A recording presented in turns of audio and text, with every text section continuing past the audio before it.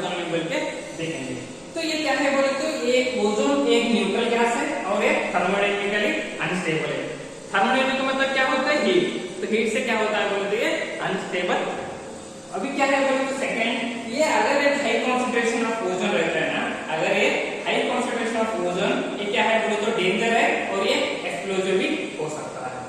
अगर जो high concentration of ozone है ये क्या है बोले तो ये बहुत हानिकारक है और कि ये एक्सप्लोजिव भी हो सकता है, वो भी जड़। ओके, तो ये क्या होता है बोले तो ओजोन क्या कहता है बोले तो ये ऑक्सीडाइजिंग एजेंट फॉर्मेशन होता है। ऑक्सीडाइजिंग एजेंट किसको बोलते हैं, जो ऑक्सीजन रिलीज करते हैं। ओके, तो ये oxidising agent powerful oxidising agent formation होता है। क्यों फॉर्मेशन होता है बोले तो ये अगर ओजोन क्या होता है बोले तो नेसेंट ऑक्सीजन फॉर्मेशन होता है। तो नेसेंट का मीनिंग क्या होता है बोले तो highly reactive and less stable को हम क्या बोलते हैं, नेसेंट ऑक्सीजन। तो ये क्या होता है बोले तो ये highly powerful oxidising agent formation होता है, ये अगर नेसेंट ऑक्सीजन के साथ रिएक्ट होने के बाद। तो कैसे ये होता है बोले तो नेसेंट का मीनिंग क्या होता है बोले तो ये हाई रिएक्टिव है और लेस स्टेबल है, इसको हम बोलते हैं नेसेंट ऑक्सीजन।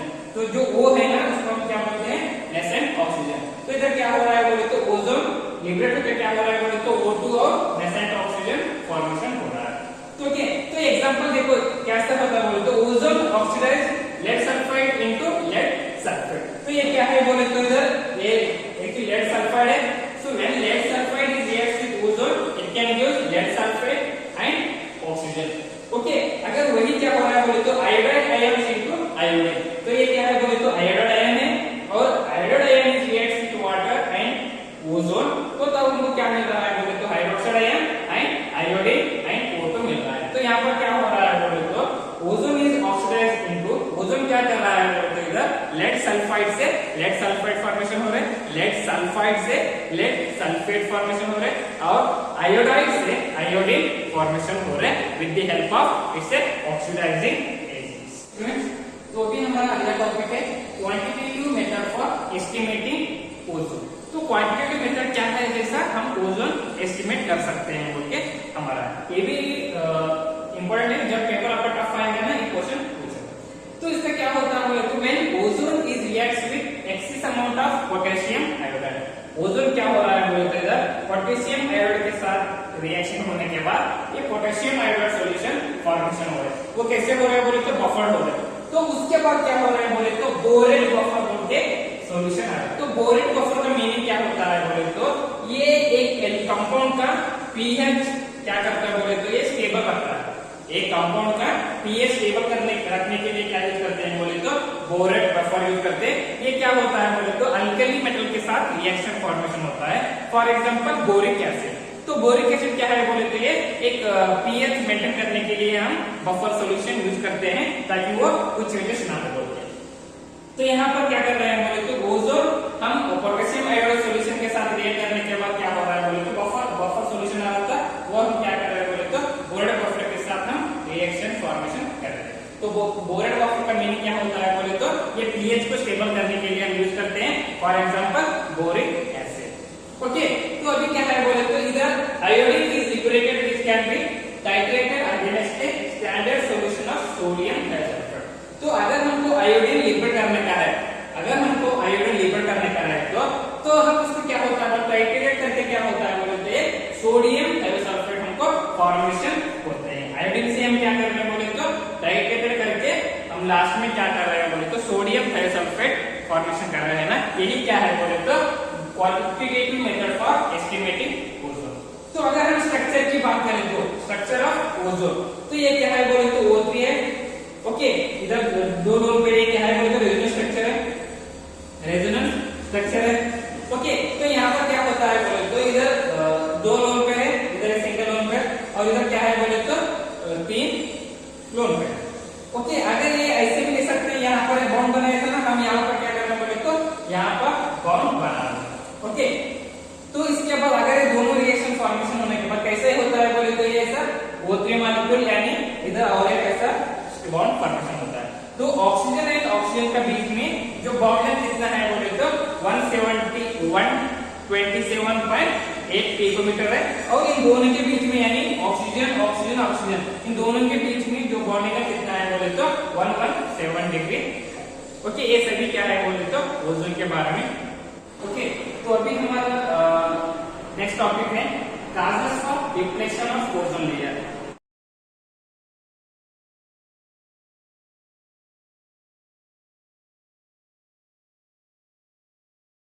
क्या वजह है जो ozone layer day by day depletion हो रहा है बोल के हम देखें।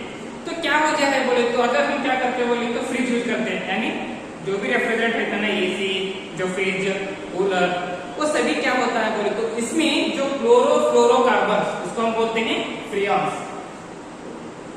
जो क्लोरोफ्लोरोकार्बन को हम क्या बोलते हैं बोले तो फ्रियॉन्स है, वो क्या होता है बोले तो जो भी एसी, फ्रिज, कूलर है ना, उसमें से ये हार्मफुल केमिकल रिलीज होता है। तो ये क्या होता है बोले तो ये ओजोन लेयर को डिप्लेशन करते हैं। ओके, तो अभी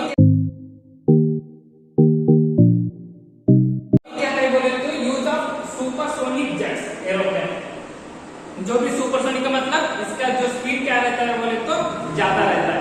एक ही घंटे अगर फॉर एग्जांपल इधर टू दिल्ली जाने का रहता है कितना लगता बोले तो नॉर्मल प्लेन कितना रहता है 1 आवर 2 आवर रहते हैं। अगर हम सुपर प्लेन जेट यूज करें तो क्या होता है बोले तो ये विदिन 30 मिनट्स में हम जा सकते हैं। तो इसकी वजह क्या है बोले तो यहाँ पर क्या यूज करते हैं बोले तो नाइट्रिक ऑक्साइड यूज करते हैं। तो नाइट्रिक ऑक्साइड क्या होता है बोले तो वो जो हम ऑयल जो फ्यूल यूज करते हैं उसमें वो क्या होता है बोले तो when it reacts with oxygen, ये क्या होता है बोले तो ओजोन एंड डाइऑक्सीजन फॉर्मेशन होता है। तो ओजोन क्या होता है बोले तो ये भी ओजोन को हार्मफुल बनाता है उसका, ताकि उसका ओजोन लेयर डिप्लेशन हो सके। तो क्या हो रहा है बोले तो use of supersonic jet aeroplanes में क्या हो रहा है बोले तो वो नाइट्रिक ऑक्साइड रिलीज हो रहा है, तो इसकी वजह से भी ओजोन डिप्लेशन हो रहा है।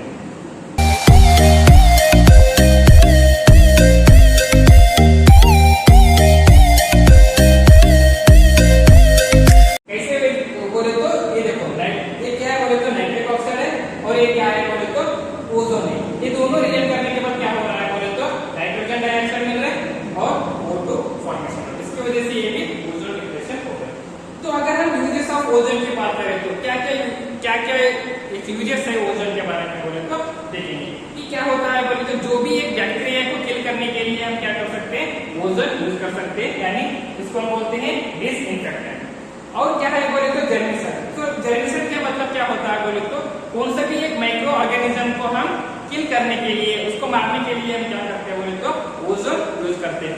फॉर एग्जाम्पल क्या करते हैं बोले तो अगर समझो, और एक क्या है बोले तो स्टेरिलाइजिंग वाटर। तो स्टेरिलाइजिंग का वाटर का मीनिंग क्या होता है बोले तो अगर फॉर एग्जांपल जो भी मेट्रोपॉलिटन सिटी है, फॉर एग्जांपल बेंगलुरु, कोलकाता, मुंबई, हैदराबाद, ये सभी क्या है बोले तो मेट्रोपॉलिटन सिटी है। तो यहाँ पर क्या होता है बोले तो पानी का बहुत अभाव रहता है।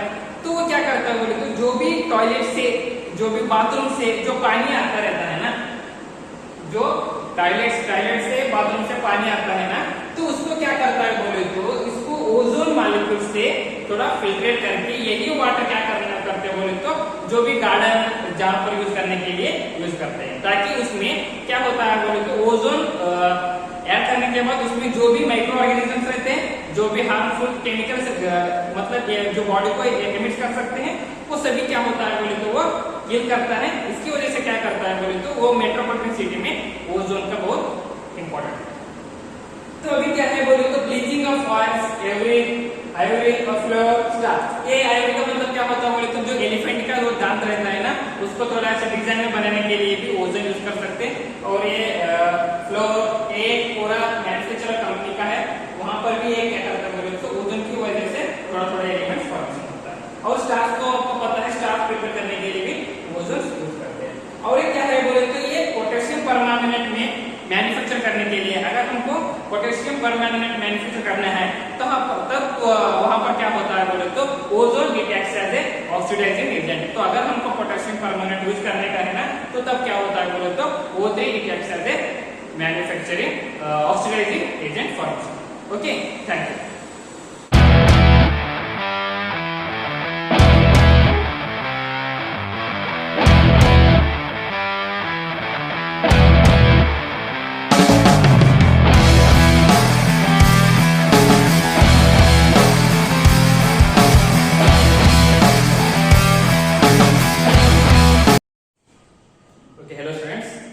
तो अभी हमारा आज का टॉपिक है सल्फर।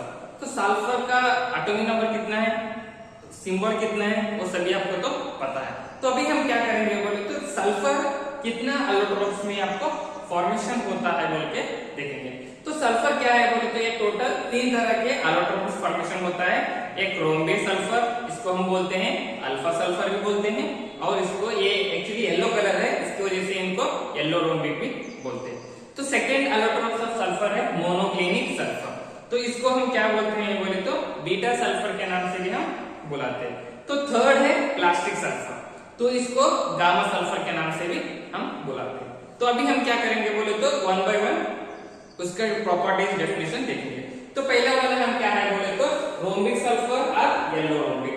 तो फर्स्ट पॉइंट क्या है बोले तो ये रोम्बस सल्फर को क्यों येलो रोम्बिक बोलते हैं बोले तो क्योंकि इसका जो कलर है, इसका कलर क्या है बोले तो ब्राइटली येलो कलर है, तो इसकी वजह से क्या होता है बोले तो इसको येलो क्रोमिक बोलते हैं। ओके, तो इसके बाद क्या है बोले तो ये आपको एक्चुअली एवापोरेट करने का है। तो आप क्या कर सकते हैं बोले तो इसको क्या करना है बोले तो कार्बन डाइसल्फाइड के साथ रिएक्ट करने के बाद ये ऑटोमेटिकली आपको क्या होता है बोले तो रोम्बिक सल्फर फॉर्मेशन होता है। और ये क्या होता है बोले तो रूम टेम्परेचर में रखे तो ये भी क्या होता है बोले तो स्टेबल फॉर्मेशन होता है एट रोम्बिक सल्फर। अगर ये कंपाउंड रूम टेम्परेचर में रहे तो स्टेबल फॉर्मेशन होता है। तो अगर इसका हम मेल्टिंग पॉइंट की बात करें तो ये क्या होता है बोले तो 385.8 केल्विन टेम्परेचर के बाद क्या होता है बोले तो ये मेल्ट होता है।